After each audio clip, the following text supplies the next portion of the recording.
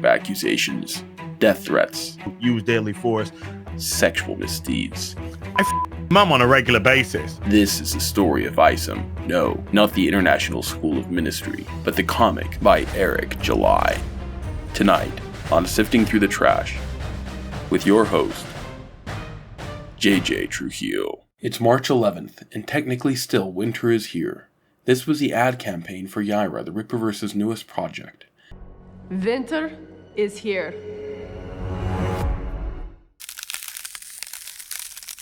Months prior, at the release of Isom I, Eric July released preview pages for Yaira. Some critics, such as Ethan Van Sciver, ridiculed the drawings, citing the anatomical impossibility of this pose. Well, that appears to be the guy from Alpha Core. His arm is under the table here. He's looking at nothing. She has her head twisted around too far, and I can't tell if she's dead or if that's just a bad drawing. No, she's alive. Yeah, I told you guys, I saw her portfolio and I said, yo, she's not ready for prime time. She looks pretty, but she ain't ready for prime time. And once again, I am right. So what happened here? So what we're going to see is some redrawn artwork by Kanan White. Eric July mocked the critics and said that these images were fake, seemingly forgetting that his team had placed them as a preview. And it's funny because some people got baited into this page that's not in the book. And she can't, this looks terrible, yada, yada, yada. And there was, they thought that this page, that I think they was trying to, they got it from a story. I don't know where they got it from. I think it was their Instagram in one way. And then we go to the campaign page and you guys see, first of all, this is her best work. Kanan White also deserves a lot of credit for being the art director here and elevating her. He's elevated everybody here. Every single artist here, Kanan White is elevated. Make no mistake. But this is her best work, and it's not even close. It's not even close. You guys seen the previews?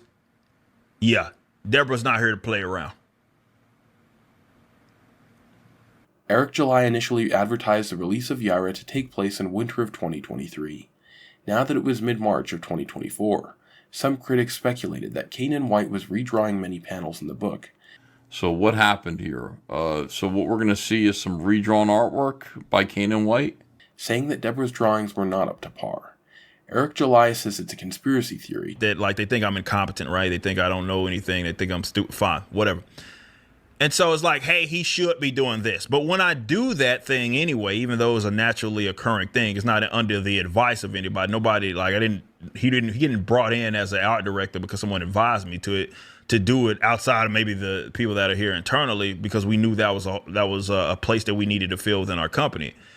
But with Horseman, a project that is 100% I had nothing to do with other than building the world that Horseman's in.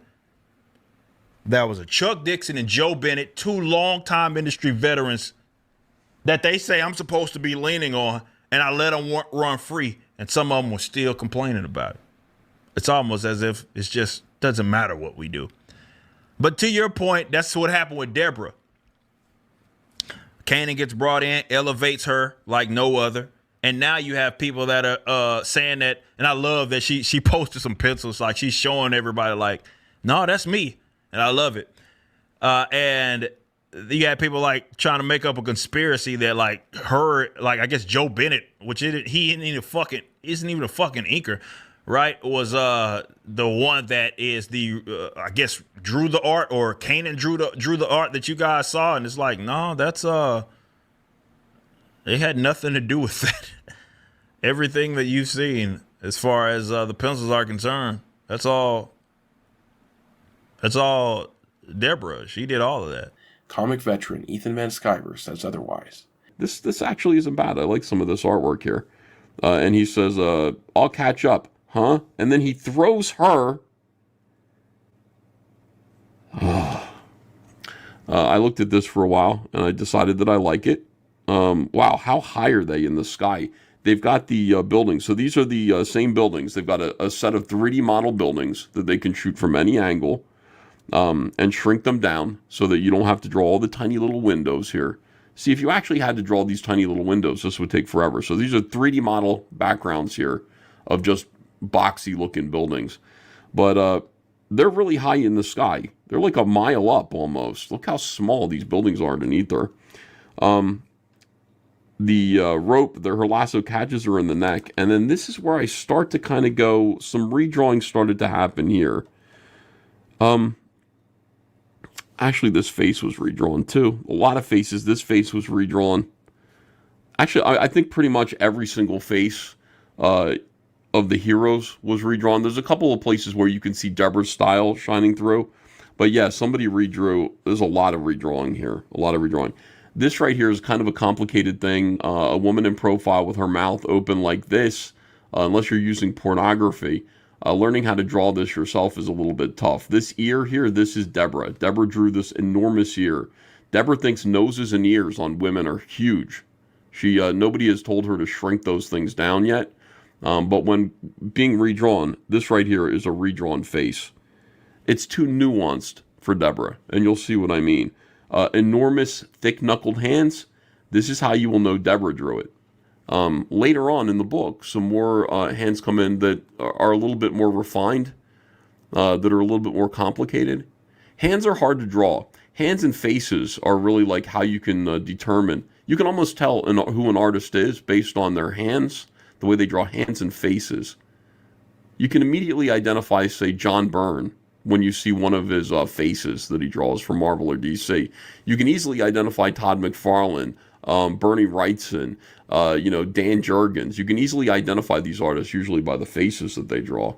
You'll notice this about her is that, you'll recognize that nobody fucked with one of Deborah's drawings when they did that. What the hell? Camera settings. There we go. Camera control. Zoom. See what I did? I mean, I just did just a couple of things to sort of delineate teeth within the mouth. And she doesn't do that. Like, she won't do that. Like, here you can see it's just, white. Like, white is in there. But if you're going to do, like, at some point, like, if you're going to draw very cartoony, you can do that. I mean, they used to do that, like, back in the 1980s especially. They would just sort of leave it. All right, so the other thing about Deborah is these eyes are pretty good. I don't know, there might be some redrawing here. Deborah draws women with big knobby noses, and she really goes to town on them. She really draws a lot of nose detail. And when drawing women, you kind of want to do the opposite of that. You want to draw the nose maybe about 25% smaller, and then not do so much detail on it. Also, don't do this. These lines up here are like, these are scowl, mean, aging lines. These are lines that make her look older. I like it close up like this. Like, I'm going to apply. I'll zoom back out in a little bit. I like to look at the entire screen. Since, this stuff was blown up on a tablet. Yeah. All right, that's good. Yeah, it's more kind of just like, when Deborah's drawing, everybody looks kind of like a doll. It's like these are not real people. Like they're lifeless kind of dolls. And you'll see when somebody else comes in to help her, all of a sudden her drawings kind of come to life a little bit more. And it wasn't just him who said it. Take a look at what this fan said. I don't know what it is specifically about the style, but the faces just kind of seem a little off at times. Sometimes Solari's eyes are like dots, almost how small they are. And then other times, like, he looks normal. And I understand you can't be consistent as an artist myself. You can't be 100% consistent 100% of the time. But when you hire on, the Rippaverse talked about how they hired on Kanan as a new art director, right? He's someone who's like, basically quality checking the artwork and making critiques here and there and everything like that. When you announce that, then I see Solari's eyes going from small to normal and stuff like that in different scenes. It almost looks like this art was done towards the end is where I'm talking about the tiny eyes in a prison scene. It almost seems like it's drawn by a different person. And maybe that page with Solari was drawn by Deborah, and maybe the rest of it was quality checked by Kanan. And maybe, and this is just theories, maybe Kanan couldn't get to quality checking everything in time for Yaira to release in winter, like they promised. Could that be the case? Or is this fan just paranoid and delusional? Next time, Eric July graces the halls of academia, and Mr. Ripper goes to school.